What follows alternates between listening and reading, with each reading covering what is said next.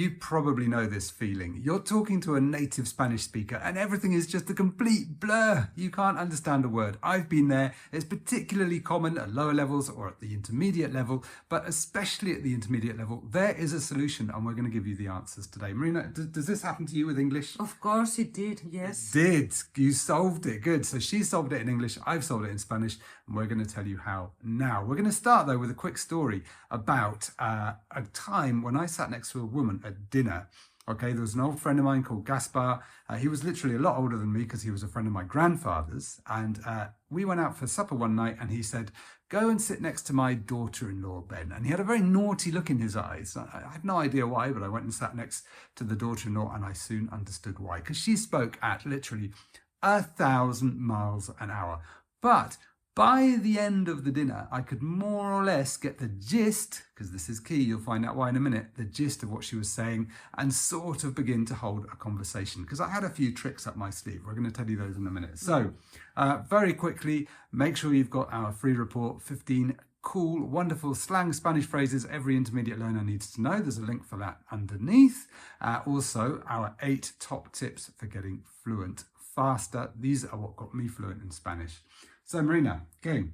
Pues cuéntanos la historia de la nuera de Gaspar. La nuera. Gaspar era un personaje. Okay, 2 things Marina just said. Nuera is daughter-in-law, and Gaspar era un personaje. Right? A very nice one, eh? Yeah, he was a real character. Okay, so yeah, Gaspar, we went out. We actually went to the casino in Madrid, which I never knew existed. They had to lend me a tie because I didn't have one at the time. You had to go in a jacket and tie. Anyway, they let me in. We went and had this posh dinner in the casino de Madrid. And he said, Ben, siéntate al lado de mi nuera. And he had this sort of like naughty gleam in his eye. And this woman, I've never known anyone that could speak this fast. I didn't know it was physiologically possible, right? In Spanish, just rapid fire, non-stop. And at the end of the meal, he said, ¿Qué tal con mi nuera? Y yo dije, es que no le entiendo nada. You know, I don't understand anything. And he said, yo tampoco, habla tan rápido. And I was like, you get, as we'd say in English, you know. He basically had sort of played a bit of joke on me. But he said, yeah, I don't understand her hardly at all either. But by the end of a couple of hours sitting by her, I was beginning to get the gist of what she said. And we could more or less talk about a bit of family, a bit of travel, right? But my goodness, it was an ordeal. That was after I'd been here like a year or something like that. I can't remember, but still. Marina, how to understand fast-spoken Spanish then? These are the tips, the tricks that you need. And number 1 is... The gist. Gist. Gist is basic. What does it mean, the gist? So when you don't understand a lot, it's pointless trying to understand everything. That's not the exercise that you need to do. What you need to do is to get the gist, and it's the general idea of the conversation. Yeah. And that alone is a lot. Yeah. That's like the first step. Yeah. So you think, okay, now she's more or less talking about politics. I think now she's talking about her summer holidays, right? When you've got that overall idea, that's all you want to be looking for, the overall idea. What are they talking about in general? Once you've got that, your brain will start to do a lot more for you and begin to disentangle the words which are coming out around that subject. It's really hard to begin with, but if you start with the gist, from there, things get better and better. Okay, which leads us on to point number 2, which is... Yes, don't try to understand everything. This is key. Maybe you understand 5%, 10%. That's already a lot. One has to congratulate oneself for understanding 5%. Yeah. I know one gets very frustrated. I've been there.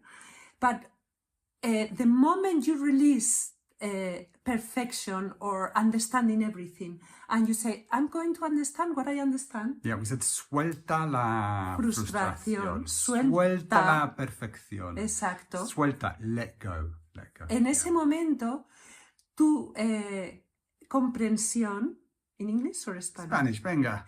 Tu comprensión empieza a aumentar. Yeah, Entonces vas a ir de 5 o 10% a lo mejor a 15% al final de la conversación, o a 20%.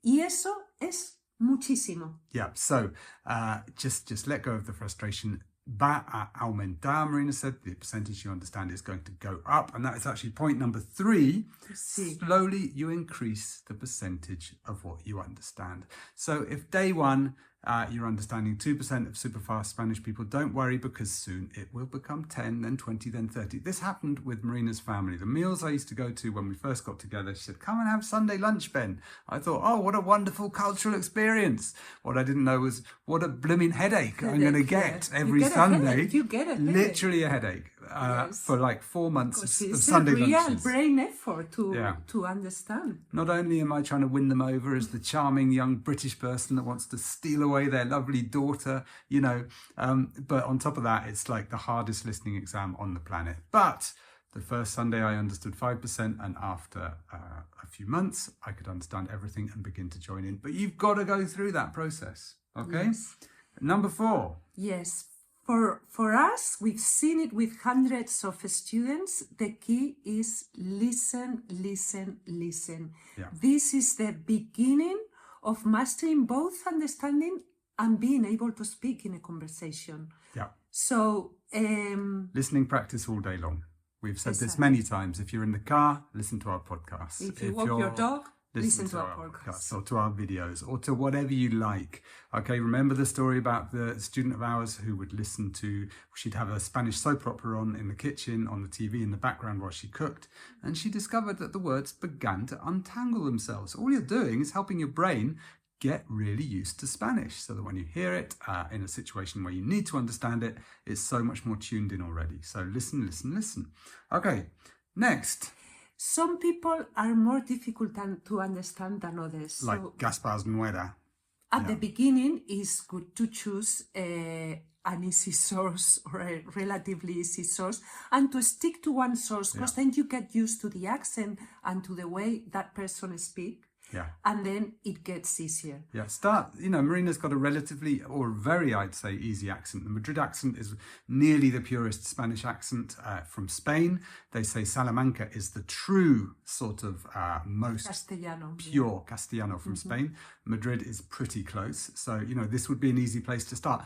Don't start with an Argentinian a film set in a sort of marginal barrio or neighborhood of Buenos Aires. Well, Argentina or any other city. I say that because Marina and I did once watch a film with the gorgeous Ricardo Darín, the Argentinian actor, set in a marginal neighborhood of Buenos Aires. And I couldn't understand it. Marina couldn't understand it. We were watching it. I said, Marina, ¿qué ha dicho? ¿Qué ha dicho? What did he say? And she said, no lo sé.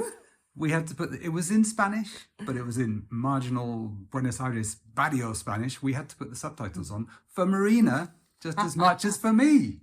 No, seriously. So yeah, don't start with that. Make your life a little easier. I remember, connected to the point we were talking about, I remember understanding Ben's parents fine, 90%. Yeah, they speak Not being able to understand Ben's sisters at all, which use much more slang at some point. Well, my parents speak Oxford English, like me, RP, they call it. BBC English, whatever, I don't know. Anyway, but yeah, my sisters used a lot of slang. It was very hard for Marina, but now you can understand them. Fully. Same thing. Just got to go through it and you get there. So I would say, let's jump to number 7. Never give up. Right? See? No te rindas nunca. No te rindas nunca. But we skipped number 6, so let's go back to that one. Later you can wide. De acuerdo contigo mismo. No, because I just thought that was really important. Like, with your sister, with my sisters, you could have just given up and thought, I'll never understand them. But no, you did in the end. So never give up. Right. We talked about start with Marina's nice Madrileña accent. Leave the sort of difficult Argentinian films until much later on. But you can, bit by bit, once you think you completely understand what Marina sounds like and so on. Tienes que ampliar. Abrir el rango de acentos, ¿no? Ampliar. Yeah. You can start widening the kind of accents you listen to when you're really confident with one. Okay, so go and watch some Andalusian films or some Mexican films once you're really and it would happy be a with Marina. Great exercise at that point. Yeah, but not straight away, because you'll just get demoralized. I'm frustrated. Yeah, okay. And learning a language is already quite it's frustrating hard. At some point. And you're still here. So that's brilliant. Fantastico. So as Marina said, never give up. No te rindas nunca. No te rindas nunca is one of our favorite slogans here. How do you say slogan in Spanish? Lema. Lema. Lema. Una de nuestras lemas favoritas. Okay. Lemas favoritos. El lema. Ah, el lema. Oh. Yeah, why? That's not fair, is it? El lema. I mean, it just so has to be la lema, but it's not el lema. Like el clima, el problema. El sofá. El sofá. Yeah, there's quite a few of them. Okay. I want to tell you one final story. I remember once standing in the garden. I can remember it clearly, actually. I was talking to Marina's mother, and suddenly, this was after a few years, I think. Suddenly, I realized After many meals of after headache. many headaches, many meals, maybe a couple of years, I suddenly realized that everything she was saying to me was going straight in and at a deep level being instantly understood. There was no translation process, because often there is, they say something, you've got to work it out, put it into English. There's a process going on. This time it was just like water flowing in. So I call it this kind of bilingual listening moment when everything was just understood without any translation going on. How did you feel then? I nearly fell over. I was like, oh my, what just happened? It's like somebody had flipped a switch. And that is the point that you will get to. So no matter how hard it is now, if you persevere and persevere, you'll get to that bilingual listening moment where it just comes in as if you were listening to your own language. So, a por ello. Go for it. No? Totalmente. Muy bien. Okay. Remember, make sure you've got our free report underneath. There's a link for that. The 15 wonderful slang Spanish phrases every intermediate learner needs to know. Plus, in the same report, you'll get our 8 tips for fast, wonderful Spanish fluency. These are the things that got me fluent. They really work. Okay. Our courses are packed with real Spanish conversations, absolutely unscripted, authentic. This is the listening you need. This will get you to fluent listening and fluent speaking because of all of the words and wonderful language you're going to learn from us there. Link underneath for that as well. If you'd like another video from us, then you can see another one up there right now. And nos vemos pronto, ¿no? Claro. Venga. Hasta luego. Hasta luego.